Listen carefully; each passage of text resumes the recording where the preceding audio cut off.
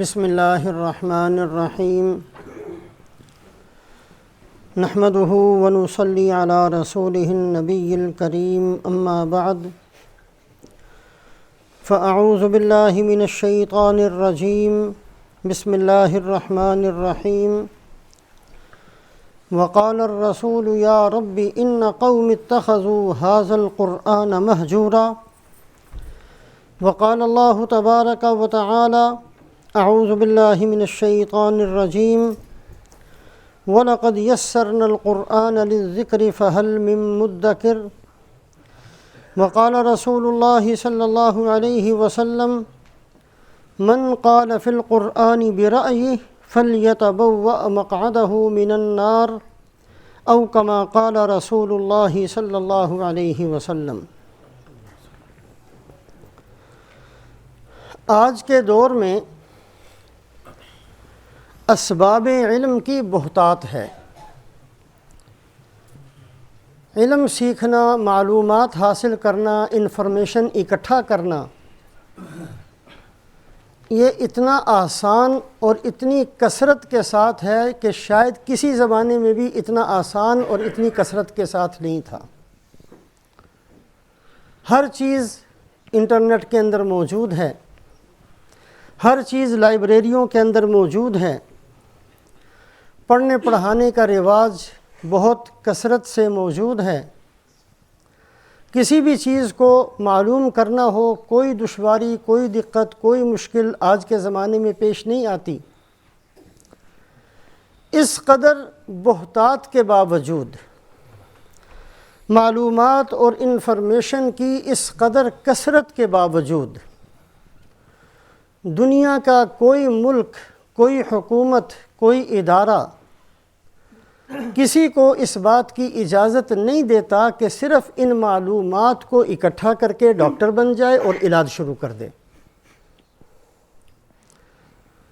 ان معلومات کو اکٹھا کرے، جہاز چلانا شروع کر دے۔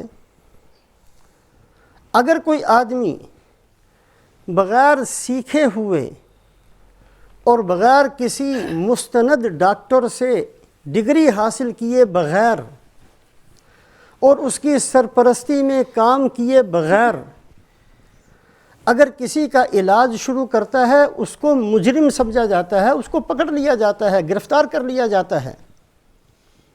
وہ 1000 دفعہ یہ کہے کہ میں نے بڑا وقت خرچ کیا ہے، میں نے انٹرنیٹ کھنگال لیا، میں نے لائبریری ساری کی ساری کھنگال لی، اور جتنی انفارمیشن اور معلومات ڈاکٹر کے پاس تھی میرے پاس موجود ہیں، اس کی بات کو نہیں سنا جائے گا۔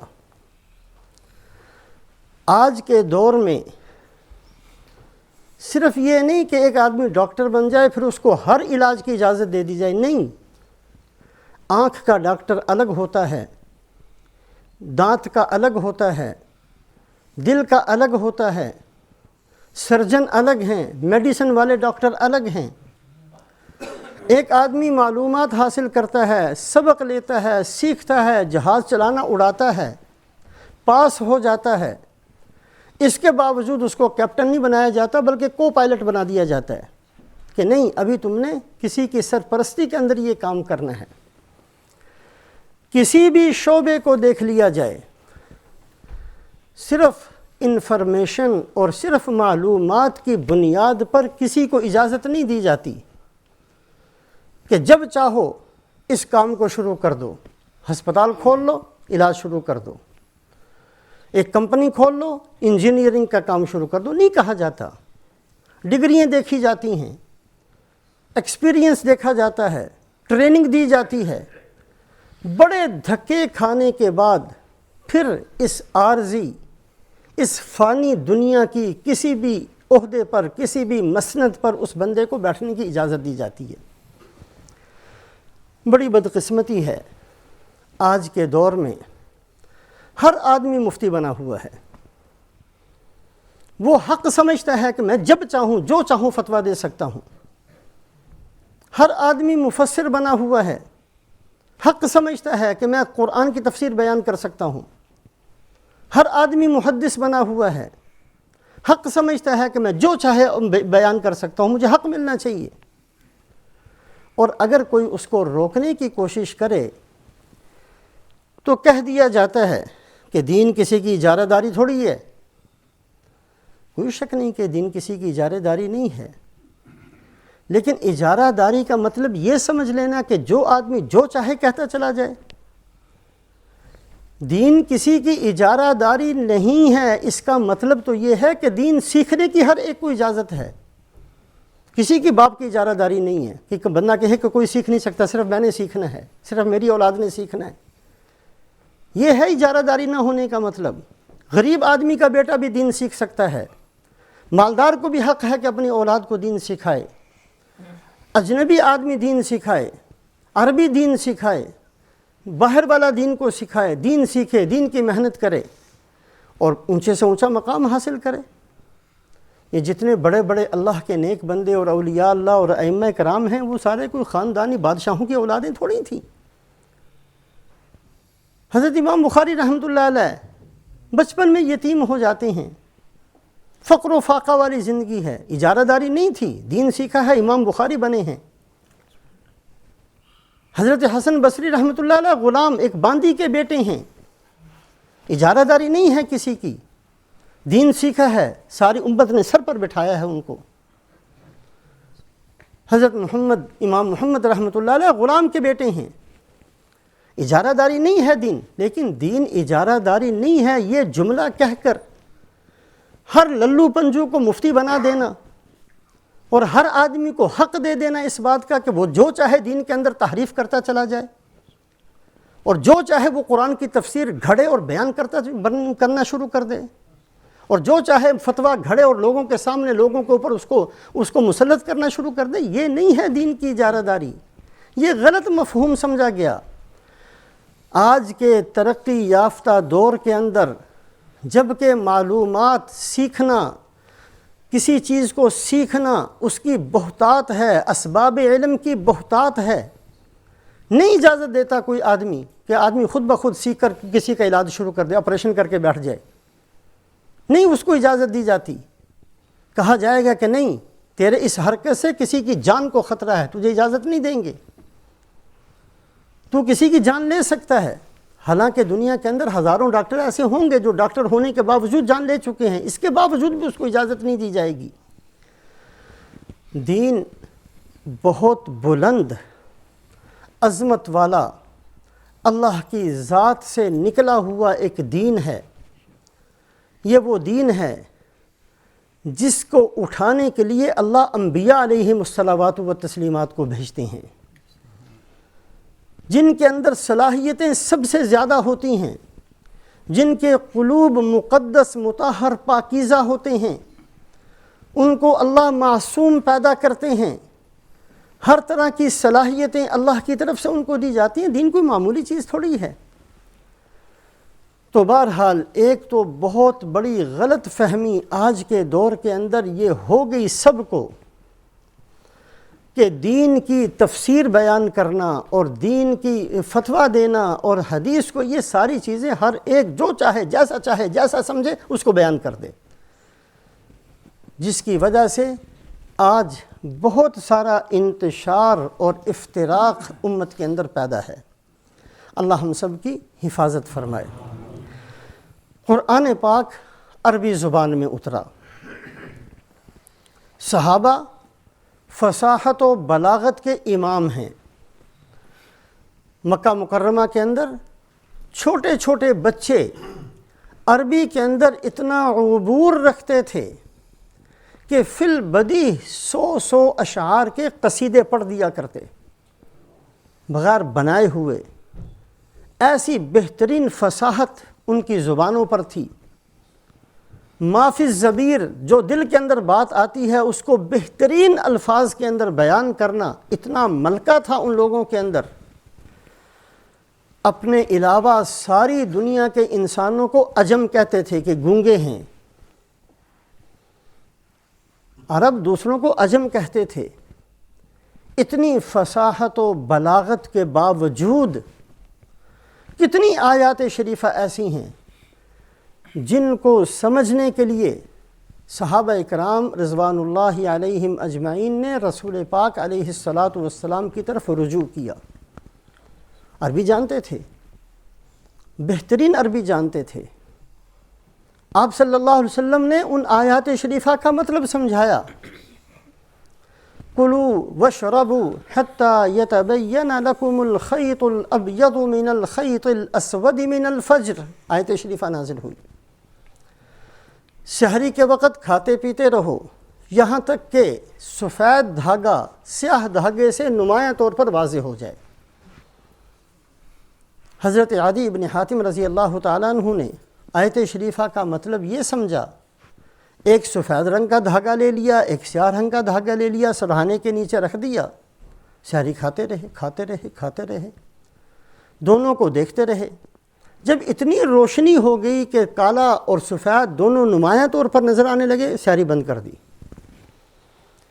اور رسول پاک علیہ الصلاۃ والسلام کی خدمت میں پہنچ کر اپنا یہ سارا عمل بتایا کہ جی میں نے اس آیت شریفہ پر اس طریقے سے عمل کیا ہے. آپ صلی اللہ علیہ وسلم نے فرمایا ان وسادتک لعریض، تیرا سرہانہ تو بہت بڑا ہو گیا کہ مشرق اور مغرب اس کے نیچے آ گئے. یہ دھاگے سے مراد سفید اور کالا دھاگا مراد نہیں تھا، اس سے مراد تو وہ آسمان پر سفیدی اور سیاہی ہے. عربی تھے، عربی جانتے تھے، لیکن آیت شریفہ کا مطلب سمجھ میں نہیں آیا. رسول پاک علیہ الصلاۃ والسلام نے ارشاد فرمایا الذین آمنوا ولم یلبسوا ایمانہم بظلم اولئک لہم الامن وہم مہتدون، آیت شریفہ نازل ہوئی. جو لوگ ایمان لاتے ہیں اور پھر اپنے ایمان کے اندر ظلم کو نہیں ملاتے، یہ بندے ایسے ہوں گے جو ہدایت پر ہیں، ان کو امن دیا جائے گا. عام صحابہ کرام کانپ گئے اس آیت شریفہ کو سن کر. اے اللہ کے رسول صلی اللہ علیہ وسلم، ظلم کسی نہ کسی درجے میں ہو ہی جاتا ہے ہم سے. کبھی کوئی نازیبا بات زبان سے نکل جاتی ہے، نازیبا عمل ہو جاتا ہے. اللہ فرماتے ہیں ایمان کے ساتھ ظلم نہیں ہونا چاہیے. یہ تو بڑا مشکل مسئلہ ہو گیا. ایسا ایمان کہاں سے لے کر آئیں گے جس میں ظلم بالکل شامل نہ ہو؟ آپ صلی اللہ علیہ وسلم نے فرمایا کہ ظلم سے مراد شرک ہے. اب صحابہ جانتے ہیں، صحابہ عربی بولنے والے ہیں، لیکن آیت شریفہ کی تفسیر کو سمجھنے کے لیے رسول پاک علیہ الصلاۃ والسلام نے اس کا معنی بتایا. ہر بندہ یہ کہے کہ میں قرآن سمجھ سکتا ہوں اور قرآن سمجھا سکتا ہوں، یہ غلط نظریہ ہے. صحابہ جو اتنی بہترین قسم کی مہارت رکھتے ہیں زبان کے اندر، وہ بھی صحابہ رسول پاک علیہ الصلاۃ والسلام سے قرآن سمجھتے تھے. بخاری شریف اٹھا کر دیکھیں، حضرت امام بخاری رحمۃ اللہ علیہ نے پوری کتاب کو کئی ابواب میں تقسیم کیا، کئی چیپٹر لکھے اس کے اندر. کتاب الایمان، کتاب الصلاۃ، کتاب الطہارہ، اور کتاب الجہاد، کتاب الصوم، کتاب الزکوٰۃ. اس کے اندر وہ ساری احادیث کو جمع فرماتے ہیں. جہاں یہ سارے چیپٹر اور ابواب بخاری شریف کے اندر موجود ہیں، کتاب التفسیر ایک مستقل باب ہے. کتاب التفسیر، سورہ فاتحہ کے بارے میں آپ صلی اللہ علیہ وسلم نے کیا فرمایا، سورہ بقرہ کے بارے میں آپ نے کیا فرمایا، سورہ بقرہ کی کس آیت شریفہ کے بارے میں کیا ارشاد فرمایا، سورہ آل عمران کی کس آیت شریفہ کے بارے میں کیا ارشاد فرمایا، سورہ نساء کی کس آیت شریفہ کے بارے میں کیا ارشاد فرمایا. کتاب التفسیر. اور کتنی حدیثیں ہیں کتاب التفسیر کے اندر؟ 503 حدیثیں امام بخاری نے جمع کی ہیں. 503 احادیث کتاب التفسیر کے اندر حضرت امام بخاری نے بخاری شریف کے اندر لکھی ہیں. تفسیر کی 503 حدیثیں. اگر صرف یہی بات کافی ہوتی کہ زبان کا جان لینا کافی ہے تو کیا ضرورت تھی یہ 503 حدیثیں لکھنے کی؟ ہر صحابی کو قرآن سمجھ میں آ جانا تھا بغیر کسی بتائے ہوئے، اور ہر ایک کو حق مل جانا تھا بغیر کسی چیز کو. صرف عربی زبان سیکھ لو اور قرآن کی تفسیر بیان کرنی شروع کر دو. 503 احادیث ہیں کتاب التفسیر، صرف بخاری شریف کے اندر 503 احادیث طیبہ. حضرت امام بخاری رحمۃ اللہ علیہ نے کتاب التفسیر لکھی ہے، اور ان کے اندر وہ تمام احادیث جن آیات شریفہ کی تفسیر آپ صلی اللہ علیہ وسلم نے ارشاد فرمائی اس کو لکھا۔ صحابہ اکرام رضوان اللہ علیہم اجمعین کے زمانے میں بہت سارے ایسے واقعات پیش آتے رہے۔ والذین یؤتون ما آتوا وقلوبهم وجلة انہم الی ربہم راجعون اولئک یسارعون فی الخیرات وہم لہا سابقون۔ سورہ مؤمنون کی آیت شریفہ ہے۔ لفظی ترجمہ یہ ہے کہ وہ لوگ جن چیز کا حکم دیا جاتا ہے وہ کرتے بھی چلے جاتے ہیں، اور ان کے دل کانپ رہے ہوتے ہیں اس بات کو سوچ کر کہ وہ اللہ کے پاس واپس جانے والے ہیں۔ یہ وہ بندے ہیں جو ہر نیکی میں آگے بڑھنے والے اور سبقت کرنے والے لوگ ہیں۔ آیت شریفہ کا معنی ہے، حضرت عائشہ رضی اللہ تعالیٰ عنہ فرماتی ہیں کہ میں نے رسول پاک علیہ السلام سے پوچھا، یا رسول اللہ، یہ آیت شریفہ کن لوگوں کے بارے میں نازل ہوئی ہے؟ ان لوگوں کے بارے میں نازل ہوئی ہے جن سے گناہ ہو جاتا ہے، جن سے چوری ہو جاتی ہے، جن سے کوئی غلط کام ہو جاتا ہے، ان کے بارے میں اللہ فرماتے ہیں؟ آپ صلی اللہ علیہ وسلم نے فرمایا کہ اے صدیق کی بیٹی، نہیں، ان کے بارے میں نہیں فرمایا، یہ ان لوگوں کے بارے میں فرمایا ہے جو نمازیں پڑھتے ہیں، روزے رکھتے ہیں، زکوٰۃ دیتے ہیں، حج کرتے ہیں، سارے اعمال کرتے ہیں، اور کرنے کے باوجود کانپتے رہتے ہیں۔ یہ وہ بندے ہیں کہ جیسا کرنا چاہیے تھا ویسا ہم سے نہیں ہوا۔ یہ ان لوگوں کے بارے میں ان کی خوبی اور ان کی صفت کو بیان کیا، گناہ گاروں کی صفت نہیں بیان ہو رہی۔ اب حضرت عائشہ رضی اللہ تعالیٰ عنہ خود کس قدر فقاہت رکھتی ہیں، فقیہ ہیں، سمجھدار ہیں، بہت سی آیات شریفہ جب بیان کرتی تھی صحابہ حیران ہو جاتے تھے اور کہا کرتے تھے کہ ہاں، علم اگر کسی نے دیکھنا ہو تو یہ ہے علم کی بات۔ لیکن اس آیت شریفہ کی تفسیر خود پوچھتی ہیں رسول پاک علیہ السلام سے، اور جو تفسیر سمجھتی ہیں اللہ کے نبی فرماتے ہیں کہ نہیں، یہ معنی نہیں ہے اس کا، بلکہ اس کا معنی وہ لوگ ہیں جو نماز پڑھنے والے ہیں، روزہ رکھنے والے ہیں، اعمال صالحہ کرنے والے ہیں، پھر کر کے پھر ڈرنے والے ہیں، وہ لوگ مراد ہیں۔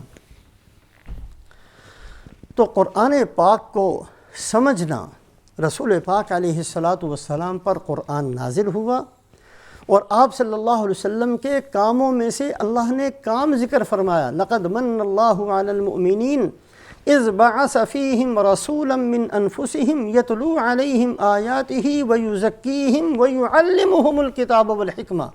قرآن آپ پڑھ کر بھی سناتے ہیں اور قرآن کے علوم سکھاتے بھی ہیں۔ دو الگ الگ کام ہے رسول پاک علیہ السلام کے۔ اگر قرآن خود بخود ہر بندے نے سمجھ لینا ہوتا تو پھر اللہ یہ نہ فرماتے کہ قرآن پڑھ کر بھی سناتے ہیں اور قرآن سکھاتے بھی ہیں، پھر قرآن پڑھ کر سناتے ہیں، سمجھ لیں گے لوگ، خود ہی سمجھ لیں گے، یہ نہیں فرمایا۔ ان الصفا والمروۃ من شعائر اللہ فمن حج البیت او اعتمر فلا جناح علیہ ان یطوف بہما۔ صفا مروہ کی جو سعی کی جاتی ہے اس کے بارے میں یہ آیت شریفہ نازل ہوئی۔ آیت شریفہ کا ترجمہ یہ ہے کہ صفا اور مروہ یہ اللہ کے شعائر میں سے شعائر ہیں۔ جو آدمی حج کرے یا عمرہ کرے، فلا جناح علیہ ان یطوف بہما، اس پر کوئی حرج نہیں ہے کہ صفا اور مروہ کی سعی کیا کرے۔ یہ جو انداز ہے فلا جناح علیہم، ان پر کوئی حرج نہیں ہے۔ حضرت عروہ رضی اللہ تعالیٰ عنہ بھانجے ہیں حضرت عائشہ صدیقہ رضی اللہ تعالیٰ عنہ کے، تشریف لائے۔ خالہ جان، یہ جو آیت شریفہ کے اندر انداز ہے فلا جناح علیہ ان یطوف بہما، کوئی حرج نہیں ہے ان پر کہ وہ صفا اور مروہ کی سعی کر لیا کریں، یہ جو انداز ہے کہ ان پر کوئی حرج نہیں ہے، یہ انداز تو یہ بتاتا ہے کہ سعی کرنا کوئی ضروری چیز نہیں، دل کرے کر لو، دل نہ کرے نہ کرو۔ انداز تو یہی ہے کہ کوئی ضروری اور فرض نہیں بتایا جا رہا، فلا جناح، کوئی حرج نہیں ہے، ان یطوف بہما، کہ صفا اور مروہ کی سعی بندہ کر لے۔ حضرت عائشہ رضی اللہ تعالیٰ عنہ فرمانے لگیں کہ اے بھانجے، تو قرآن کو نہیں سمجھا۔ اگر یہ بتانا ہوتا کہ کوئی حرج نہیں ہے، ضروری نہیں ہے، تو اللہ فرماتے فلا جناح علیہ اللہ یطوف بہما، کہ کوئی حرج کی بات نہیں ہے اگر اس کی سعی نہ کی جائے۔ یہ لا نہیں فرمایا، ان یطوف بہما فرمایا، اور فرمایا کہ میں تجھے بتاؤں کہ یہ آیت شریفہ کن لوگوں کے بارے میں نازل ہوئی۔ یہ آیت شریفہ نازل ہوئی ہے انصار کے بارے میں، اس لیے کہ زمانہ جاہلیت کے اندر آصاف اور نائلہ دو ایسے، آصاف ایک آدمی کا نام تھا اور نائلہ ایک عورت کا نام تھا۔ یہ دنیا کے ایسے بے حیا بد نصیب لوگ تھے، انہوں نے بیت اللہ کے اندر زنا کیا، اللہ کی طرف سے پکڑ آئی اور ان کو پتھر کا بنا دیا گیا۔ اب یہ پتھر کے مورتیاں لوگوں نے عبرت کے لیے، کہ لوگ عبرت حاصل کریں کہ یہ مقدس جگہ ہے، یہاں آ کر کسی قسم کا گناہ کا ارادہ نہ کریں، عبرت کے لیے ان دونوں مورتیوں کو بیت اللہ سے نکال کر باہر رکھ دیا تاکہ لوگوں کو عبرت ہو جائے۔ کچھ زمانہ گزرا، وہ جنہوں نے رکھا تھا وہ دنیا سے چلائے گئے، بعد میں آئے، انہوں نے یہ سمجھا کہ یہ جن کی مورتیاں یہاں رکھی ہوئی ہیں یہ کوئی بہت بڑے لوگ ہوں گے، جن کی مورتیاں بنا کر بیت اللہ کے قریب رکھ دی گئیں، بڑے لوگ ہوں گے کوئی، ان کو پوجنا شروع کر دیا۔ جہاں بیت اللہ 360 بتوں سے بھرا ہوا تھا، وہاں آصاف اور نائلہ کے بتوں کو بھی پوجنا شروع کیا، اور ان کو نمایاں درجہ دینے کے لیے آصاف کا بت اٹھایا صفا پہاڑی پر رکھ دیا، اور نائلہ کا بت اٹھایا مروہ پہاڑی پر جا کر رکھ دیا۔ اور وہاں قدید ایک جگہ تھی، وہاں اوس اور خزرج جو مدینہ کے انصار بعد میں بنے ہیں، ان کا ایک بت تھا منات، وہ اس کی محاذات میں وہاں وہ رکھا ہوا تھا۔ اب رسول پاک علیہ السلام فتح مکہ میں جب تشریف لائے ہیں تو جو 360 بت حرم کے اندر تھے ان کی طرف آپ چھڑی سے اشارہ فرماتے ہیں وجاء الحق وزهق الباطل ان الباطل كان زهوقا، وہ بت نیچے گر جاتے ہیں۔ آصاف اور نائلہ کا بت آپ نے حکم دیا اور آپ کے حکم سے توڑ دیے گئے۔ پھر آپ صلی اللہ علیہ وسلم نے ایک صحابی کو بھیجا، 20 آدمیوں کو اس کے ساتھ بھیجا کہ جا کر منات بت کو بھی توڑ کرا، انہوں نے جا کر اس کو بھی توڑ دیا۔ اب انصار جو تھے ان کے دل کے اندر یہ بات پیدا ہوئی کہ اگر ہم صفا مروہ کی صحیح کریں گے تو شاید کسی کے دل میں یہ خیال آ جائے کہ ہم اس وجہ سے یہ چکر لگاتے ہیں کہ ہمارا بت یہاں ہوا کرتا تھا، ہمارا بت یہاں ہوا کرتا تھا۔ یہ خیال کسی کے دل میں نہ آ جائے۔ بتوں کا زمانہ تو ختم ہو چکا ہے، لیکن کوئی یہ نہ سمجھے، کوئی نیا اسلام میں داخل ہونے والا اس کے دل کے اندر یہ بات نہ آ جائے کہ شاید ابھی تک زمانہ جاہلیت کی بات ان کے اندر موجود ہے اور اسی بت کی وجہ سے یہ چکر لگا رہے ہیں، آصاف کی وجہ سے، نائلہ کی وجہ سے، منات کی وجہ سے یہ چکر لگائے جا رہے ہیں۔ تو اللہ پاک نے صرف ان کے بارے میں کہ یہ تمہارا نظریہ درست نہیں ہے، فلا جناح علیہ ان یطوف بہما، کوئی حرج نہیں ہے، صفا اور مروہ کی صحیح کر لیا کرو۔ یہاں وجوب یا فرض کا ہونا اس آیت شریفہ کے اندر بیان نہیں کیا گیا، بلکہ اس خیال کی تردید کی گئی ہے جو انصار کے دل میں آیا تھا۔ اب الفاظ ہیں لیکن اس کے معنی اور مفہوم کو بتانے کی ضرورت پیش آئی۔ کس کو؟ حضرت عروہ رضی اللہ تعالیٰ عنہ کو۔ حضرت عائشہ رضی اللہ تعالیٰ عنہ فرماتی ہیں، یہی حضرت عروہ رضی اللہ تعالیٰ عنہ حضرت عائشہ رضی اللہ تعالیٰ عنہ کی خدمت میں آئے۔ قرآن پاک کی ایک آیت شریفہ ہے، حَتَّى إِذَا اسْتَيْأَسَ الرُّسُلُ وَظَنُّوا أَنَّهُمْ قَدْ كُذِبُوا جَاءَهُمْ نَصْرُنَا۔ اللہ پاک نے اپنا ایک اصول اس آیت شریفہ کے اندر بیان فرمایا کہ نبی جب محنت کرتے ہیں تو ہماری مدد کب آیا کرتی ہے۔ یہ نہیں کہ نبی نے محنت شروع کی اور مدد شروع ہوگی، ایسا نہیں ہوتا۔ آپ صلی اللہ علیہ وسلم نے محنت شروع کی ہے، صحابہ نے تکلیفیں اٹھائی ہیں، آگ پر گھسیٹا جا رہا ہے، دھوپ کے اندر گھسیٹا جا رہا ہے، پتھر رکھے جا رہے ہیں، فوری مدد نہیں آتی، ایک زمانہ گزرتا ہے پھر مدد آتی ہے۔ تو اللہ پاک کا اصول کہ مدد کب آتی ہے اس آیت شریفہ کے اندر بیان فرمایا، حتی اذا استیأس الرسل وَظَنُّوا أَنَّهُمْ قَدْ كُذِبُوا، یہاں تک کہ رسول نا امید ہو جاتے ہیں۔ آیت شریفہ کا ترجمہ، رسول نا امید ہو جاتے ہیں اور ان کے دل کے اندر یہ گمان، یہ یقین پیدا ہو جاتا ہے کہ ان کو اب جھٹلایا جائے گا، پھر اللہ کی مدد آتی ہے۔ تو حضرت عروہ رضی اللہ تعالیٰ عنہ نے کہا کہ خالہ جان، اس کا مطلب تو یہ ہے کہ نبی محنت کرتے رہتے ہیں اور محنت کرتے کرتے نا امید ہو جاتے ہیں کہ پتہ نہیں مدد آئے گی کہ نہیں آئے گی، اور پھر ان کے دل میں یہ خیال آ جاتا ہے کہ کہیں جو ان کے ساتھ وعدے تھے وہ غلط وعدے تو نہیں تھے، پھر اللہ کی مدد آتی ہے۔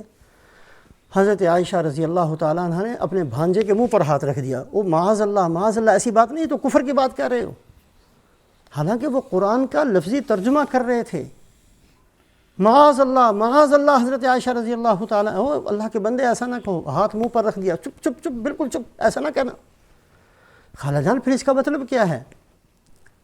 کہا اس آیت شریفہ کا مطلب اللہ کے بندے یہ ہے، حتی اذا استیأس الرسل، رسول محنت کرتے کرتے لوگوں سے نا امید ہو جاتے ہیں کہ اب جو مسلمان نہیں ہوئے تھے اب وہ نہیں ہونے والے، اور یہ نا امیدی بھی اللہ کی طرف سے بتانے پر ہوتی ہے۔ اللہ بتاتے ہیں کہ اب جنہوں نے مسلمان ہونا تھا وہ ہو چکے، اب نہیں ہوں گے دوسرے، جس طرح حضرت نوح علیہ السلام کے بارے میں قرآن کے اندر ہے کہ اللہ نے فرما دیا لن یؤمنا، اب اے نوح اب آپ کے اوپر اب کسی اور نے ایمان میں داخل نہیں ہونا، جتنوں نے ہونا تھا ہو چکے۔ اللہ کی طرف سے بتا دیا جاتا ہے، جس کی وجہ سے نبی دوسرے لوگوں سے نا امید ہو جاتے ہیں کہ اب میری محنت جہاں تک جانی تھی جا چکی ہے، اس محنت کے نتیجے میں اب کسی اور نے اسلام میں داخل نہیں ہونا۔ وَظَنُّوا أَنَّهُمْ قَدْ كُذِبُوا، اور یہ یقین کر لیتے ہیں کہ اب بھی اگر اللہ کی مدد نہ آئی تو جو مجھ پر ایمان لا چکے ہیں وہ مجھے جھٹلانا شروع کر دیں گے۔ اللہ کا وعدہ کوئی جھوٹا نہیں ہوتا، ورنہ نبی کبھی اس بات کو سمجھتے ہیں۔ وَظَنُّوا أَنَّهُمْ قَدْ كُذِبُوا، اس کا معنی یہ ہے کہ نبی یہ سمجھنا شروع کر دیتے ہیں کہ جنہوں نے ایمان قبول کیا ہے وہ کہیں گے کہ نبی تو کہا کرتے تھے مدد آئے گی، آتی نہیں ہے مدد، ہمارا تو کچھ عمر نکل گیا، ہمارا تو خون بہہ گیا، ہماری ہڈیاں ٹوٹ گئی، ہماری مدد آتی نہیں ہے، نبی نے پتہ نہیں جو کہا تھا وہ سچا بھی کہا تھا کہ نہیں کہا تھا۔ وَظَنُّوا أَنَّهُمْ قَدْ كُذِبُوا، جو ایمان نہیں لائے نبی ان سے نا امید ہو جاتے ہیں، جو ایمان لے آئے نبی ان کے بارے میں گمان کرنے لگ جاتے ہیں کہ شاید اب ان کو میرے بارے میں یہ بدگمانی نہ ہو جائے کہ نبی نے ہمارے ساتھ جھوٹا وعدہ کیا ہے۔ یہ وہ معیار اور وقت ہوتا ہے جاءہم نصرنا، پھر اللہ اپنی مدد اتار دیا کرتے ہیں۔ آیت شریفہ حضرت عروہ رضی اللہ تعالیٰ عنہ نے پڑھی بھی ہے، اس کا لفظی ترجمہ بھی ٹھیک کیا ہے، لیکن اس کے معنی اور مفہوم کو صحیح نہیں سمجھے تھے۔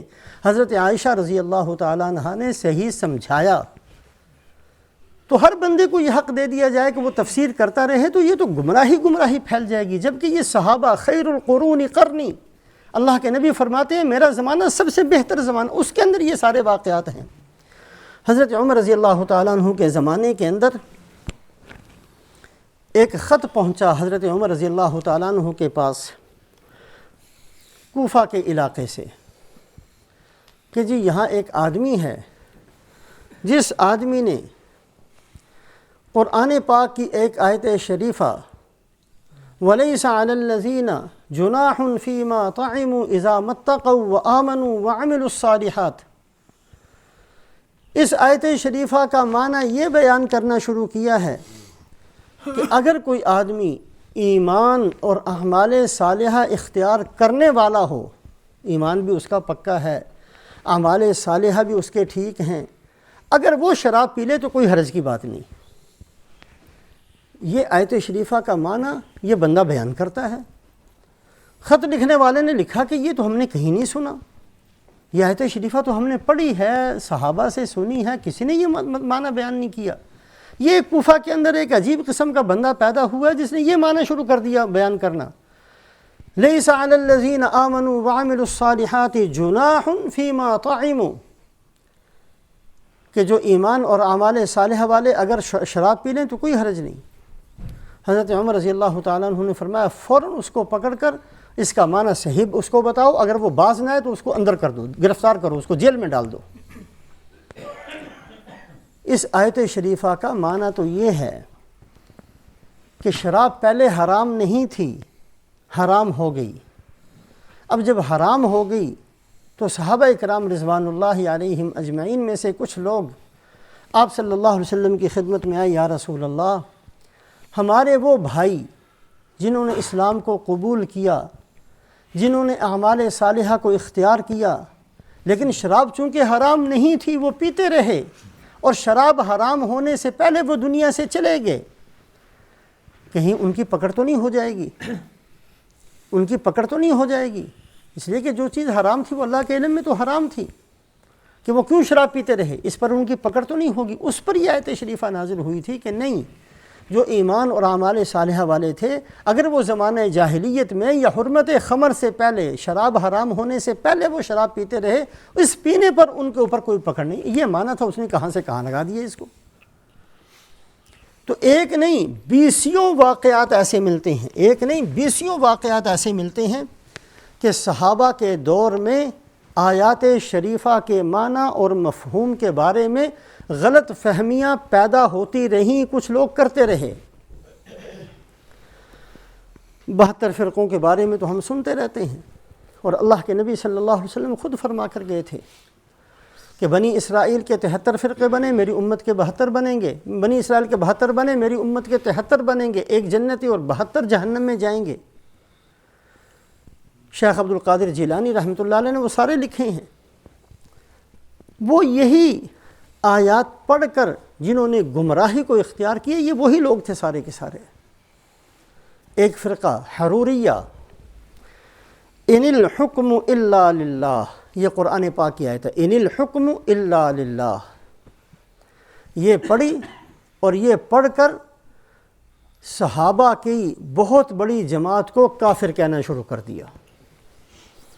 حضرت علی رضی اللہ تعالیٰ عنہ کے زمانے میں جو صحابہ کی ایک لڑائی ہوئی تھی، جنگ جمل، جنگ صفین، اس کی تفصیلات تو بہت لمبی چوڑی ہیں۔ اس کے اندر صلح کے لیے حکم بنایا گیا، فیصل کرنے کے لیے حضرت عمر بن العاص اور حضرت ابو موسیٰ اشعری رضی اللہ تعالیٰ عنہ پر دونوں جماعتیں متفق ہو گئیں کہ ایک ان کی طرف سے ایک ان کی طرف سے، دونوں مل کر آپس میں بات چیت کر لیں، صلح ہو جائے۔ جو یہ فیصلہ کریں گے ہمیں قبول ہے، دونوں نے کہا ہمیں قبول ہے۔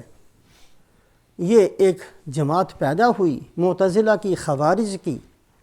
انہوں نے کہا کہ نہیں نہیں، فیصلہ تو صرف اللہ کرتے ہیں، بندے تھوڑی کرتے ہیں۔ ان الحکم الا للہ، قرآن کی آیت پڑھی اور کہا کہ جو کام اللہ کا تھا وہ کام انہوں نے بندوں کے سپرد کر دیا، لہٰذا یہ اسلام سے نکل گئے، معاذ اللہ۔ حضرت علی رضی اللہ تعالیٰ عنہ کو، حضرت معاویہ رضی اللہ تعالیٰ عنہ کو، بڑے بڑے صحابہ کو، بڑے بڑے بدری صحابہ کو، ان صحابہ کو جن کے بارے میں اللہ کے نبی جنتی ہونے کی بشارت دے چکے تھے، ان بدبختوں نے ان کو بھی اسلام سے خارج کر دیا، اور قرآن پڑھ کر کیا۔ اگر ہر بندے کو یہ چھٹی مل جائے کہ جو چاہے وہ مطلب بیان کرتا پھرے، تو پھر یہی نتیجہ نکلتا ہے۔ حضرت عبداللہ ابن عباس رضی اللہ تعالیٰ عنہما نے جا کر سمجھایا، 6000 بندے ان کے اکٹھے ہوئے ایک جگہ میں، اور جا کر کہا کہ اللہ کے بندو، ان الحکم الا للہ کا معنی تو یہ ہے کہ احکامات اور اوامر صرف اللہ کی طرف سے آتے ہیں۔ کسی بندے کو حق نہیں ہے کہ کسی چیز کو فرض کر دے، کسی کو واجب کر دے، کسی چیز کو حلال کر دے، کسی کو حرام کر دے، یہ اختیار صرف اللہ کو ہے۔ حکم بنانا، کسی سے فیصلہ کروا لینا، اس کی تو قرآن کے اندر بہت ساری مثالیں موجود ہیں۔ میاں بیوی کے درمیان میں کوئی اختلاف ہو جائے، وَإِنْ خِفْتُمْ شِقَاقَ بَيْنِهِمَا فَابْعَثُوا حَكَمًا مِّنْ أَهْلِهِ وَحَكَمًا مِّنْ أَهْلِهِ، تو قرآن ہے۔ تم نے کہاں کا کہاں جوڑ دیا اللہ کے بندو۔ 6000 میں سے 2000 نے توبہ کی، اور 6000 اسی کفر پر باقی رہے۔ قرآن کی آیت شریفہ پڑھ کر نکل گئے مسلمانوں کی جماعت سے، اور چھوٹا موٹا جرم نہیں، ایسا بڑا جرم کیا کہ بڑے بڑے صحابہ کی تکفیر کے قائل ہو گئے۔ اللہ ان کی حفاظت، اللہ پاک ہدایت دے ہم سب کو۔ جب بندہ یہ اختیار اپنے ہاتھ میں سمجھتا ہے کہ جو چاہے میں کرتا رہوں، تو پھر یہ کچھ ہوتا ہے۔ ان 72 میں سے ایک جماعت پیدا ہوئی جنہوں نے کہا قیامت والے دن سفارش نہیں ہوگی، کوئی سفارش نہیں ہوگی، نہ نبی صلی اللہ علیہ وسلم سفارش کریں گے، نہ انبیاء کریں گے، نہ نیک لوگ کریں گے، نہ حافظ نہ حاجی، سب کوئی سفارش نہیں ہے، سفارش کا انکار کر دیا۔ بھی کیوں کرتے ہو سفارش کا انکار؟ یہ قرآن میں آتا ہے، یا ایھا الذین آمنوا انفقوا مما رزقناکم من قبل ان یاتی یوم لا بیع فیہ ولا خلۃ ولا شفاعہ۔ اللہ فرماتے ہیں جو ہم نے رزق دیا اس میں سے خرچ کرتے رہو، ایک دن ایسا آئے گا نہ کسی کی دوستی کام آئے گی، نہ خرید و فروخت ہوگی، نہ کسی کی سفارش ہوگی۔ تو اللہ کہتے ہیں سفارش نہیں ہے، سفارش نہیں ہے۔ یہ ہے حضرت کا شیء وغابت عنک اشیاء، ایک چیز تو سامنے آ گئی اور 100 چیزیں اوجل ہو گئیں۔ وہ 100 چیزیں نہیں دیکھ رہا جو 100 آیت شریفہ کے اندر اللہ پاک سفارش کا فرماتے ہیں کہ سفارش کا حق دیا جائے گا۔ سفارش ایسے نہیں ہوگی بلکہ اللہ کی اجازت کے ساتھ ہوگی، اور اجازت سب سے پہلے رسول پاک علیہ الصلاۃ والسلام کو دی جائے گی۔ وہ ساری آیات کو تو بھول گئے۔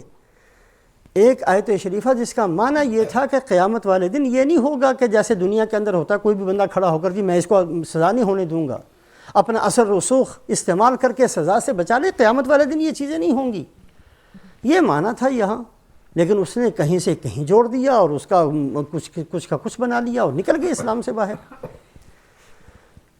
ایک نے یہ عقیدہ بنا لیا، ایک ان 72 میں سے، کہ ایک آدمی اگر شرک نہیں کرتا، خواہ وہ نبوت کا انکار کر دے، خواہ وہ جنت کا انکار کر دے، خواہ وہ جہنم کا انکار کر دے، خواہ وہ زنا ساری عمر کرتا رہے، ساری عمر جھوٹ بولتا رہے، ساری عمر دھوکہ دیتا رہے، پھر بھی اس کی بخشش ہو جائے گی۔ یہ کہاں سے کہتے ہو؟ جی اللہ کہتے ہیں ان اللہ لا یغفر ان یشرک بہ ویغفر ما دون ذلک لمن یشاء۔ اللہ فرماتے ہیں میں شرک کو نہیں بخشوں گا، سب کو بخش دوں گا۔ حالانکہ اس کا مطلب یہ نہیں ہے جو تم بیان کر رہے ہو۔ اگر نبوت کو نہیں مانا تو وہ ایمان ہی نہیں ہے۔ ایمان لانے کے بعد اگر کسی بندے نے پھر بھی شرک کو اختیار کیا اور اسی شرک کی حالت میں وہ مر گیا تو اللہ فرماتے ہیں اس کی میں نے نہیں بخشش کرنی۔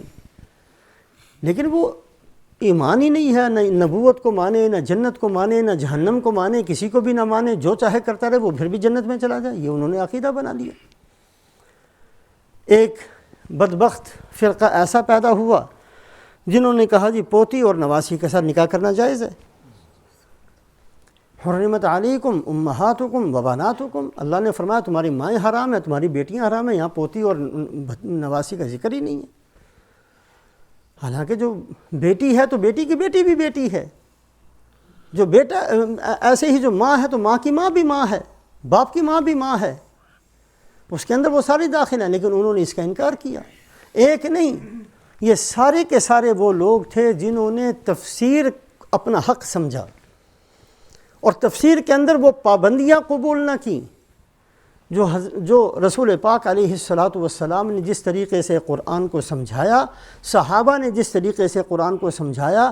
کتاب التفسیر کے اندر 500 آیات شریف ایسی امام بخاری رحمۃ اللہ علیہ نے ذکر فرمائی، وہ ساری چیزوں سے آنکھیں بند کر کے پھر جو ہے قرآن کے بارے میں جو ان کا دل آیا وہ کہتے رہے۔ یہی تو اللہ کے نبی نے فرمایا من قال فی القرآن برأیہ فلیتبوأ مقعدہ من النار، کہ جس نے قرآن کے اندر اپنی رائے کو داخل کیا اس کو چاہیے کہ اپنا ٹھکانہ جہنم میں بنائے۔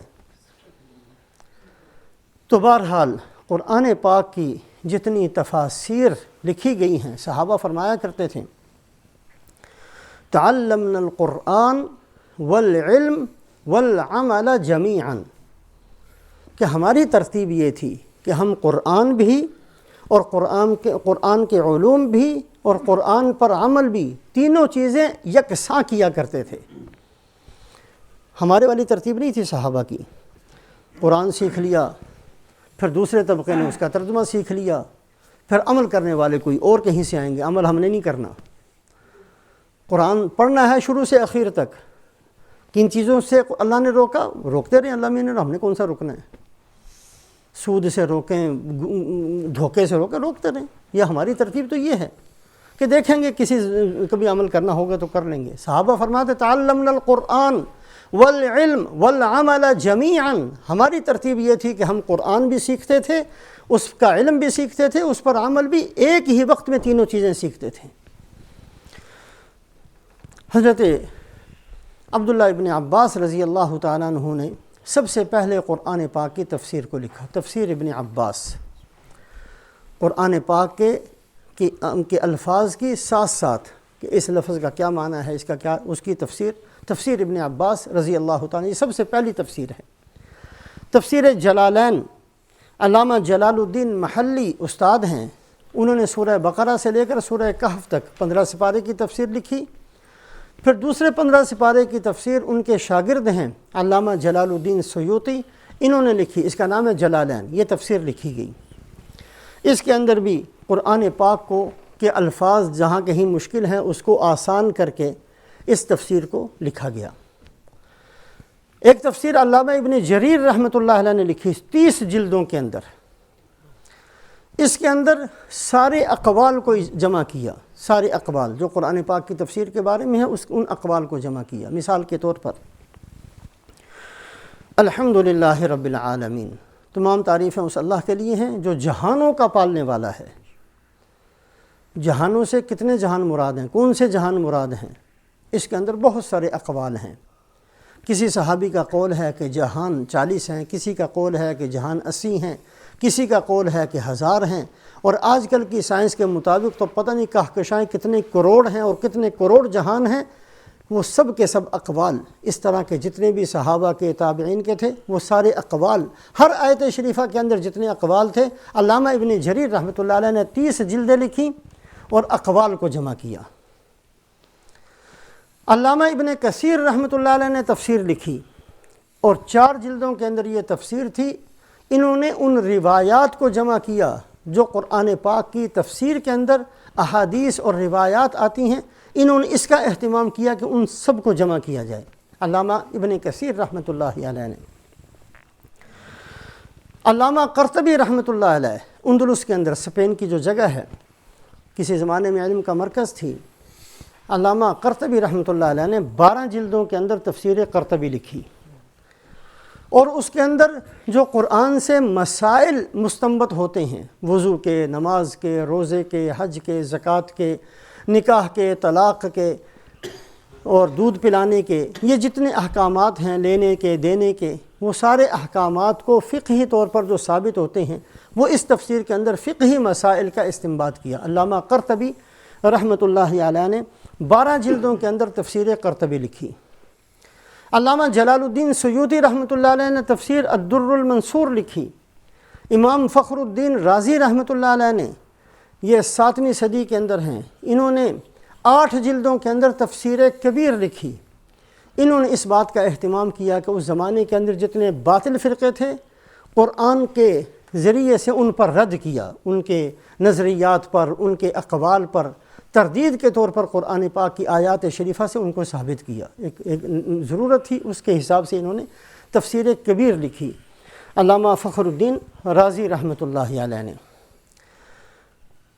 قاضی ثناء اللہ پانی پتی رحمۃ اللہ علیہ نے تفسیر مظہری لکھی 12 جلدوں کے اندر، یہ اردو زبان کے اندر ہے، 13ویں صدی کے اندر لکھی گئی، اور بہت آسان الفاظ میں بہترین شان نزول اور یہ ساری چیزیں اس کے اندر انہوں نے جمع کی۔ علامہ محمود آلوسی رحمۃ اللہ علیہ نے 30 جلدوں کے اندر، یہ بھی 13ویں صدی کے اندر بغداد کے بہت بڑے بزرگ تھے، انہوں نے تفسیر لکھی اور بہت ہی بہترین انداز سے آیات شریفہ کا شان نزول اور آیات شریفہ کی وہ ساری چیزیں، قرآن یعنی احادیث طیبہ اور الفاظ کے معنی اور اس سے کیا چیزیں، ساری کی ساری چیزوں کو تفسیر روح المعانی کے اندر جمع فرمایا۔ جیسے حدیث کی کتابوں میں 6 کتابیں حدیث کی، بخاری شریف، مسلم شریف، ابو داود شریف، ترمذی شریف، موطا امام مالک، نسائی، ابن ماجہ، یہ جو حدیث کی کتابیں ہیں، یہ ایسی ہیں جس کو ساری امت کے اندر قبولیت حاصل ہوئی۔ امت کے ہر طبقے نے ان کتابوں کو مقبول ترین حدیث پاک کا ذخیرہ سمجھا، اور ہر فرقہ اور ہر جماعت انہی احادیث سے استفادہ حاصل کرتے ہیں۔ اسی طریقے سے امت مسلمہ کے اندر یہ جو چند تفاسیر ہیں، کچھ اور بھی ہیں اس کے علاوہ، یہ تفاسیر ایسی تھیں کہ ساری امت کے اندر ان تفاسیر کو قبولیت ملی۔ ساری امت نے، امت کے تمام زمانوں کے اندر اور تمام طبقات نے انہی تفاسیر کو قبول کیا۔ جیسے حدیث کی صحاح ستہ کو قبول کیا گیا، اسی طریقے سے ان کی قبولیت ایسی تھی کہ صدیاں گزر گئیں، کوئی تفسیر چوتھی صدی میں لکھی گئی، کوئی تفسیر 8ویں میں، کوئی 7ویں میں، لیکن امت مسلمہ کے ہر علاقے، ہر جگہ کے اندر، ہر زمانے کے اندر انہی تفاسیر کو قبولیت کا درجہ ملا۔ یہی وہ چند تفاسیر تھیں۔ اگر کوئی بندہ ان تفاسیر کے اندر رہتے ہوئے قرآن پاک کو سمجھتا ہے، قرآن پاک کو بیان کرتا ہے، اللہ پاک اس میں برکت نصیب فرمائے۔ لیکن اگر ان کے علاوہ کسی اور راستے پر چلتا ہے تو وہ گمراہی کا راستہ ہے، وہ ہدایت کا راستہ نہیں ہے، وہ کسی گڑھے میں جا کر گرے گا اور دوسروں کو گرائے گا۔ اس لیے قرآن پاک، جیسے کہ شروع میں کہا گیا ہے کہ جیسے ہر اس بندے کو علاج کرنے کی اجازت نہیں دی جاتی جو یہ کہے کہ میں نے سارا کچھ انٹرنیٹ پر سیکھ لیا، نہیں کہا جائے گا کہ تجھے اجازت ہے، مجرم سمجھا جائے گا۔ اسی طریقے سے ہر بندہ کھڑے ہو کر محدث بن جائے، مفسر بن جائے۔